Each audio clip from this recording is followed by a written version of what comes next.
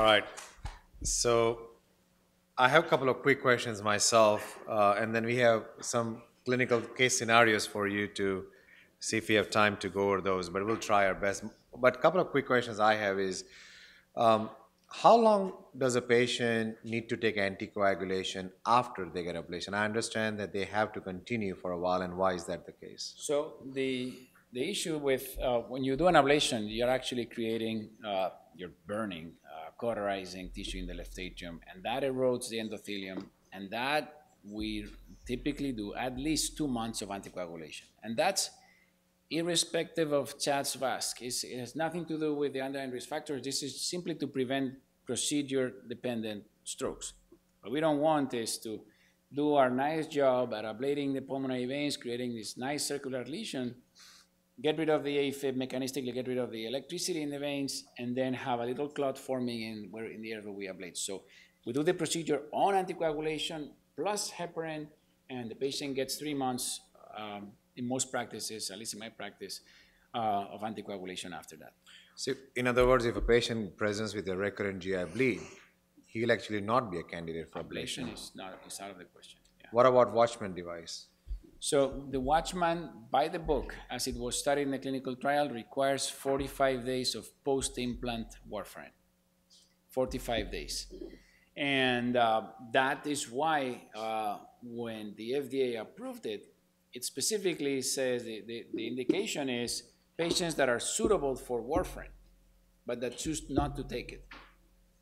So you need to be able to take. Now there's a small study looking at Watchman with post-procedure aspirin and Plavix as opposed to warfarin, and they had a little bit higher risk of stroke than the ones treated with warfarin, but much lower than if they had not taken anything. So Watchman with aspirin and Plavix is better than no anticoagulation, much better.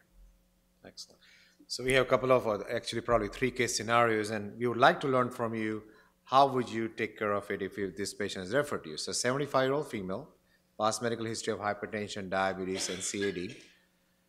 History of present illness is complaints of progressive shortness of breath. EKG shows atrial fibrillation at 90 beats per minute with non-specific ST changes. Echocardiography shows normal ejection fraction, mild mitral, tricuspid, pulmonary regurgitation, and cath shows mild CAD.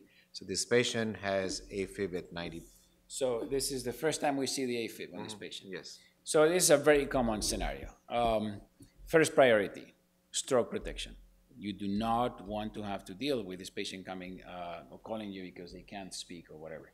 So this patient being 75 female with hypertension, diabetes, and vascular disease, she has Chad's VASC of 5. She needs to walk out of your office with an anticoagulation. So we have samples all the time for the scenarios like this. And what I do is, okay, she has progressive shortness of breath. We don't know how much that comes from the AFib or not. We don't know if we need to be very aggressive with rhythm control or maybe we should just stick to rate control. What I do is I schedule a TE cardioversion. So that allows us to kind of reboot the system, and this is the exact same word that I use with patients. Cardioversion is just a rebooting of your Windows, okay? You're gonna go back to normal rhythm. Imagine your computer has frozen and then we're gonna reboot. And then we're gonna see if you feel better. And a very common scenario is the patients, we shock them. Of course, we give them blood thinners, do a TE, shock them. I like to give some antiarrhythmic drugs. Multac, for example, is a good first choice in this scenario. And then I have them see me in a month. And in a month, I will ask a few questions. So, did you feel better after we got you in normal rhythm? Yes or no? Did you stay in normal rhythm? Sometimes they said, you know, I felt great for 3 days, and then it started again. I got short of breath. So we know then that the patient, that we need to fight for normal rhythm because the patient has symptoms, and that if I discharge the patient after the TE with an antiarrhythmic, if they fail, then we know ablation will be the next. If they come back in sinus rhythm after the TE cardioversion and antiarrhythmic, then we say, let's just continue and see how well you do. Excellent. So anticoagulation is your first priority on this patient. Next question, please. 55-year-old male with past medical history of hypertension and multiple meds, sleep apnea, HPI complains of palpitations, EKG shows normal sinus rhythm. Holter shows normal sinus rhythm with frequent short episodes of tachycardia. The report says possible atrial fibrillation.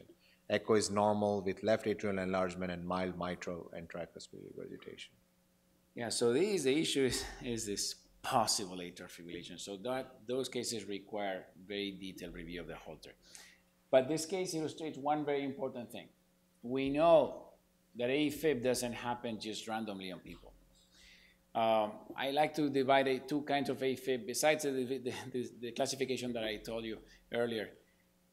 In most cases, AFib comes as a result of a hardware problem. Sometimes it's a software problem. So AFib may come in an athlete, age 39, that runs marathons with a perfectly normal heart.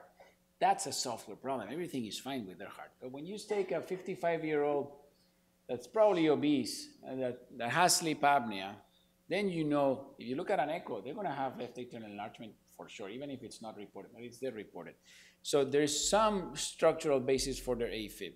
And what you need to concentrate in this state that appears to be paroxysmal is you need to lose weight, you need to treat your sleep apnea. Those things, sleep apnea is a critical underlying factor producing AFib. And obesity is another one. And of course, they come together most of the time. So in this patient, I would try to convince the patient to lose weight, treat the sleep apnea, and then repeat the Holter. And then if we have still AFib, otherwise the risk factors don't really call for an anticoagulation. We could discuss that hypertension is the only risk factor. I have a low threshold to start them on anticoagulation because you don't want to have a stroke. But I would treat those factors, the hypertension, the obesity, the sleep apnea, and then reassess, and then treat the AFib as needed. So no rush for anticoagulation yet? It's a chance VASC of 1. Okay. So in those cases, I discuss with the patients, and it's one scenario where there's room for judgment and opinion, and the patient may try it. If they don't like it, they may be fine without it. Okay. Next, and the last question, please. 25-year-old male, without any past medical history, but frequent palpitations, recent visit to the ER showed SVT, which spontaneously resolved. EKG is normal sinus rhythm, Holter shows normal sinus rhythm with frequent PACs, and echo is unremarkable except for left atrial enlargement, mild MR and TR. So in the absence of a strong family history of AFib, AFib does not happen in 25-year-olds. It does in patients that have some genetic predisposition, but in the vast majority of individuals in their 20s, they're going to have something else. SVT. In this patient, we don't even mention AFib. SVT is a different story completely. If you have SVT, you need that treated at age 25. 95% cure in most SVTs, AV nodal reentry or accessory pathway mediated reentries. These are curable. These patients should have the SVT diagnosed and treated, and more than 90%, 95% cured, and she does not need to see a cardiologist in decades after that. So I understand you do ablation of SVT as a first line of treatment, or beta blockers? You need to first diagnose. So if the ER EKG has clearly uncontroversial SVT, you discuss with the patient. We could try beta blockers. Ablation is never an emergency, so you can discuss beta blockers. But a 25-year-old, the dilemma between lifelong treatment versus cure is very simple. It doesn't, in 20 seconds, I tell you, yeah, just do it, take care of it. Right. Well, thank you so much, Dr. Valderrábano. Thank you.